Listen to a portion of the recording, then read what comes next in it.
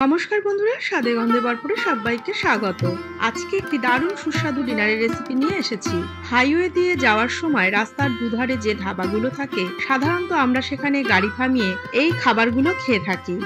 আর আমাদের ভীষণই ভালো লাগে এই ধরনের খাবার খেতে। ধাবাগুলোতেই যে শুধু এই খাবারগুলো পাওয়া যায় তা নয়, রেস্তোরাঁগুলোতেও পাওয়া যায়। তবে আমার মনে হয় ধাবাগুলোতে যে খাবার পাওয়া যায় তার টেস্ট একদম অন্যরকম। আজকে সেই রকমই একটি ডিনারের রেসিপি নিয়ে এসেছি। সাধারণ কিছু উপকরণ দিয়েই তৈরি হয়ে যাবে এই সুস্বাদু রেসিপি। তাতে বাড়িতে বসে মুখের স্বাদও বদলাবে। আজকের রেসিপিটি ভালো লেগে থাকলে শেয়ার করবেন, আর আমার চ্যানেলে নতুন হয়ে থাকলে চ্যানেলটিকে সাবস্ক্রাইব করতে ভুলবেন না। চলুন রেসিপিটা শুরু করা যাক। প্রথমেই একটা বাটির মধ্যে নিয়ে নিচ্ছি 200 গ্রাম মতো আটা আর 100 গ্রাম মতো ময়দা, হাফ চামচ লবণ, সামান্য পরিমাণে চিনি আর বড় চামচের 1 চামচ সাদা তেল। প্রথমেই শুকনো উপকরণগুলোকে খুব ভালো করে হাত দিয়ে মিশিয়ে নিচ্ছি। আটাটা মাখার জন্য আমি এখানে নিয়েছি 1 বাটি উষ্ণ গরম দুধ। অল্প অল্প করে দুধ ঢেলে আটাটা মেখে নেব। আমরা রুটি খাওয়ার জন্য যেভাবে আটা মাখি ঠিক সেইভাবে। আমি এখানে দুধ দিয়ে মাখছি, আপনারা উষ্ণ গরম জল দিয়েও মেখে নিতে পারেন। পরোটার জন্য আটা মাখা হয়ে গিয়েছে, এবার ঢাকা দিয়ে কিছুক্ষণ রেখে দেব। পনির কিমা মশলা রান্না করব, তার জন্য কিছু সবজি কেটে নিচ্ছি। এখানে নিয়েছি একটা বড় সাইজের পেঁয়াজ। পেঁয়াজটাকে খোসা ছাড়িয়ে ঝিরিঝিরি করে কেটে নিচ্ছি। নিয়েছি কিছু রসুন, আদা, ক্যাপসিকাম, একটা বড় সাইজের টমেটো, কাঁচা লঙ্কা, এগুলোকেও এক এক করে কেটে নেব। গ্যাসের উপর একটা প্যান বসিয়ে তার মধ্যে দিয়ে দিচ্ছি বড় চামচের 4 চামচ মতো সাদা তেল। তেলটাকে গরম হয়ে গিয়েছে, এবার দিয়ে দিলাম হাফ চামচ জিরে, 2টো লবঙ্গ, 1 টুকরো দারচিনি, একটা তেজপাতা অর্ধেক করা। এই গোটা মশলাগুলো কয়েক সেকেন্ড একটু তেলের মধ্যে নাড়াচাড়া করে নিয়ে দিচ্ছি ঝিরিঝিরি করে কেটে রাখা পেঁয়াজ। পেঁয়াজটাকে দিয়ে ততক্ষণ ভাজবো যতক্ষণ না পেঁয়াজটা নরম হয়ে কালার চেঞ্জ হয়ে যাচ্ছে। পেঁয়াজটাতে একটু বাদামি রং ধরেছে। এবার দিচ্ছি টমেটোর টুকরোগুলো। টমেটোটা যতক্ষণে নরম হচ্ছে সেই ফাঁকে একটা মশলা তৈরি করে নেব। মিক্সিং জারের মধ্যে নিয়ে নিচ্ছি 4 কোয়া রসুন, 2টো কাঁচা লঙ্কা, হাফ ইঞ্চি মতো টুকরো করা আদা, অল্প পরিমাণে লবণ আর অল্প জল দিয়ে একটা মিহি মশলার পেস্ট তৈরি করব।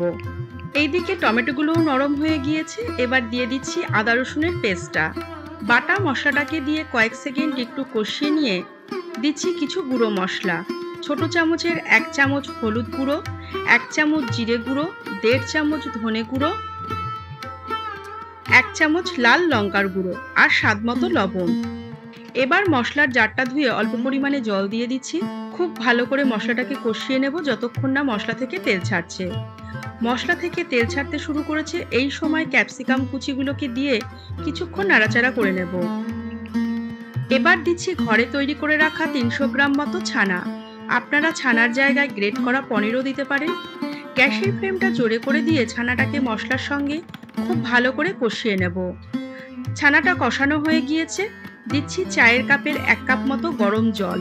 যেহেতু পরোটা দিয়ে খাওয়া হবে তাই একটু গ্রেভি থাকলে খেতে ভালো লাগবে। যতক্ষণে গ্রেভিটা ফুটছে ততক্ষণে পরোটাগুলো বেলে নেব।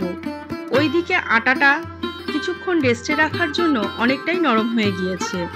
আর একটু হাত দিয়ে মেখে নিয়ে পরোটা করার জন্য লেচি কেটে নিচ্ছি। এবার কিচেন কাউন্টারটাকে পরিষ্কার করে নিয়ে প্রথমে শুকনো ময়দা ছড়িয়ে দিয়ে একটা লেচি নিয়ে রুটির মতো বেলে নেব।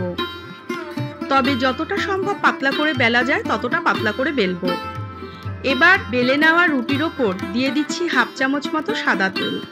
একটা ব্রাশের সাহায্যে তেলটাকে রুটির চারিদিকে ভালো করে লাগিয়ে দিয়ে ওপর থেকে কিছু শুকনো আটা ছড়িয়ে দিচ্ছি, যাতে পরোটাটা ভাজার পর লেয়ারগুলো খুব সুন্দর করে খুলে আসে। এবার একটা ছুরির সাহায্যে রুটিটাকে যতটা সম্ভব সরু সরু করে কেটে নিতে হবে। ঠিক আমি যেভাবে দেখাচ্ছি এইভাবে।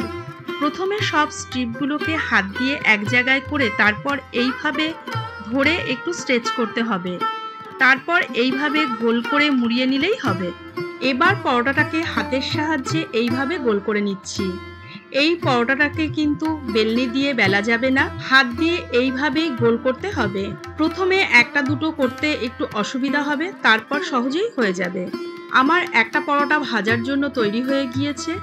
এইদিকে পনিরটাও প্রায় তৈরি হয়ে গিয়েছে। এবার নামাবার আগে দিয়ে দিচ্ছি কিছু পাকা লঙ্কা আমি কেটে রেখেছিলাম, ছোট চামচের হাফ চামচ করে গরম মশলা আর চিনিটা স্বাদটাকে একটু ব্যালেন্স করবে। আর দিচ্ছি ছোট চামচের হাফ চামচ আটা, এটা গ্রেভিটাকে একটু ঠিক করবে। গ্যাসের ফ্লেমটা অফ করে দিয়ে নামাবার আগে দিচ্ছি 1 মুঠো মতো ধনেপাতা কুচি। পরোটাটা ভাজার জন্য আমি আগেই প্যানটাকে গরম করে নিয়েছি। পরোটাটাকে প্যানের ওপর দিয়ে প্রথমে এপিট ওপিট সেঁকে নিচ্ছি। এইভাবে ভাজলে তেলটা একটু কম লাগে।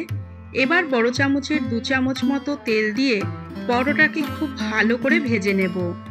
একটা পরোটা আমার ভাজা হয়ে গিয়েছে। এইভাবে আমি সব পরোটাগুলো ভেজে নেব। ও হ্যাঁ, আপনারা চাইলে ছাঁকা তেলেও ভেজে নিতে পারেন, তবে আজকাল আর কেউই বেশি তেল খেতে চায় না, তাই আমি এইভাবে ভেজেছি। আর এই পরোটাগুলোকে কিন্তু একটু ক্রিস্পি করে ভাজতে হবে।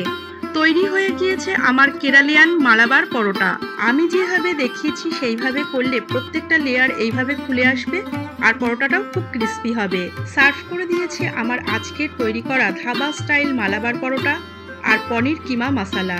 একদিন ডিনারে এই রেসিপিটা তৈরি করে এইভাবে সার্ভ করুন, মনে হবে ধাবায় বসে খাচ্ছেন। আশা করি আজকের রেসিপিটা আপনাদের ভালো লেগেছে। আবারও ফিরে আসবো এরকম অন্য কোনো রেসিপি নিয়ে।